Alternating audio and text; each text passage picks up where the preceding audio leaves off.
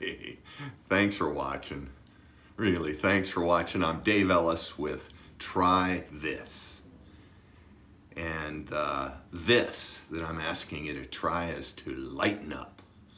Because a lot of times you are pretty serious. And the people around you are pretty serious. And of course, a lot of times I'm pretty serious. And what I think works even better is to just lighten up. The problems that we face, yeah, they're big problems, and they'll be much easier to solve when you lighten up. They don't call it enlightenment for nothing. These Indian mystics and spiritual leaders and people who are seeking in any religion know about enlightenment. And it's when you see the big picture.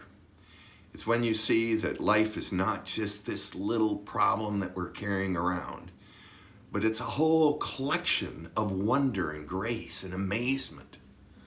And when we notice that, when we're able to step back and say, wow, this thing that I'm focusing on, it doesn't deserve a face that looks like this. And this is the face that a lot of people try to solve problems with.